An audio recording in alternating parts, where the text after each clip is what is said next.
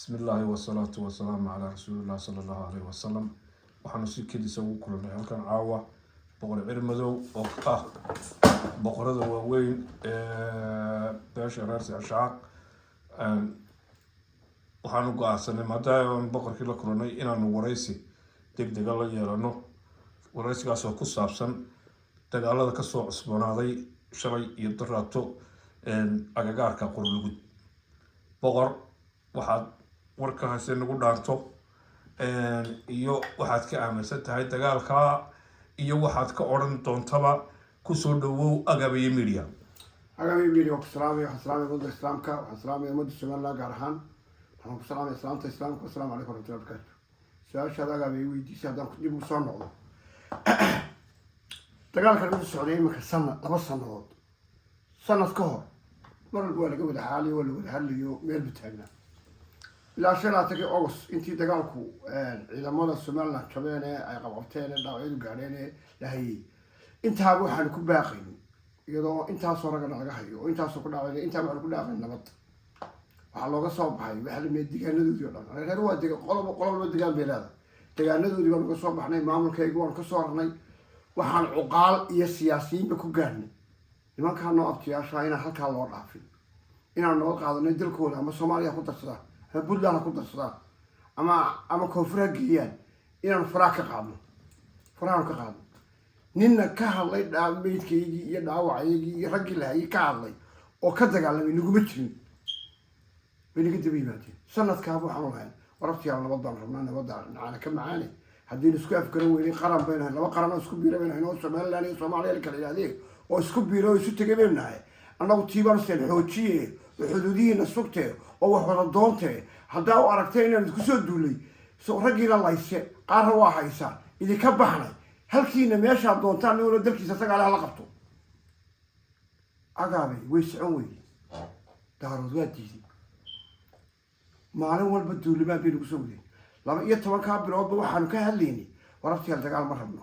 war dagaal ma doonino war dagaal dib ku dhashay wiilku ma dhasho war nabadda caana ka macaan war meesha doonto ciidaad iyo dalkaaga geeso waad igu diidatay halka doonto ka bax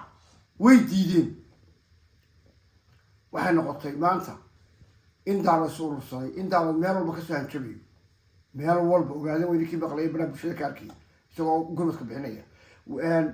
baraha weydii arkay wax kalena ma aha waa dagaalkii 90 dib hayno celina war dib hayno celina dowladda siyaad bare baahidii weeyaan nin dagaal yaqaana nabadda yaqaana nin dagaal yaqaana ayaa nabadda yaqaana fulinima igama xoog badni kishada ku riday baan Soomaali weyn oo dhan saacado isugu dhuftay waana waayo dagaalka la qaana ma dagaalka dana qaana nabadana waana qaana waa diitay way ka soo urursaday baaq baan markaa hada ka jeedinaya oo ka jeedinay baaq inta la jeedin boqor aan ka dhaxgalo adigu ay gaxaadiya boqorkayga waa tina ku ixtiraamana xaq baad u leedahay waraysna waa ka qaaday dagaalku markii hore sida anigu u arkaynay haddaan nahay Agabiye Media wuxuu ahaa dagaal dhulbaanta yiri annaga tashanayna gaar baan u tashanayna dad baan naga laayay hanaga bixin ciidanka Soomaaliland waa la isku afgaran waay si kastaba ha u dhacday dagaal halkaas ka bilaabay wuxuu ahaa dowladda Soomaaliland iyo qabiil dhulbaanta leeyahay dagaalamay markii dambana wuxuu isu rogay harti wax la yiraahdo iyo qabiil harti leeyahay iyo dowladda Soomaaliland waa lagu soo kala adkaa wadankii waa laga soo baxay si horeba u sheegtay meel reer waliba meeshuu deganaa ayuu yimid 500 ciidan ku dhadhow ayaa la qabtay wixii la dilay mooyaan tigana kana wixii laga haray waa lugta intaaba sanadka iyo labada bilood iyadoo intaaba la hayo ayaa madax dhaqameedka reer Soomaaliland oo dhan waxay ku baaqayeen nabad wararkiina naga jooga kamid baan adiguna kamid baan haddaan gulaab bulshada eegto kamid baan ahaa intaaba nabad ku baaqay intii ila aqliga hayda saasi ku baaqay waxay nabadda yaqaana ma aha nabadda yaqaana dagaal la yaqaana ma aha waxa hadduu dagaal yaqaano nabadda uu yaqaana waxa ka soo gaadhay haddii madax dhaqameedka reer Soomaaliland dal iyo dibadba nimankaa waxaa u soo gaadheen oo cad oo meel walba ku jirta bal at least doorasha u leena inta doorashadaasi dhinac u dhacayso ya loo kaadiya waa xaqiiq nimankaasi intii sanadkaa iyo labadaa bilood ay nabadda ku baaqaynay intay dileen baa ka daran intay haystaan waxaa maanta reer sicashaab u dulqaatay caalamkuna waa ogyahay adigoo madax dhaqameedka iyo madax dhaqameedka kaleba waa ogyihiin shacabkuna waa ogyahay rag iyo dumar waa laga dherigsan yahay maanta oo aad ogtahay wixii shalay iyo daraadba dhacay ee aagga qurbuud ka dhacay boqorow hadalkaaga kaba dambaysta ah halkan wixii aad ka odhanaysaan maanta u diyaarna ilaa afkaaga aan ku qabay waxaan hadalka dambaysta ku odhanaya weeyaan heerka la yihahda dir dadka dir iyo daarood dagaalka u ballaanay dagaalka wuxuu kala baxay dir iyo daarood daarood u cadaysta dir baan laga kala hadlaya anugu saaq uga la hadli maayo dir baan la hadlaya way saaqi kamid yahay oo samaroon kamid tahay gudabiirsi kamid yahay oo ciise kamid yahay waa 12 qabiil heerka dir buu yihahdaa 12 waanaan kala saaro waxaan leeyahay gala dagaalka dir iyo daarood baynu gala dagaalka wixii la dhex yaalaane dir iyo daarood baynu gala dagaalka ciise ayaa loo kala baxay ciise oo dagaalka soo gal oo kaalintaada way banaantay gudabiirsi oo kaalintaada way banaantay waxaan leeyahay 12 qabiil baan oo kala saarayn oo kala guraynin dir soo gala dagaalka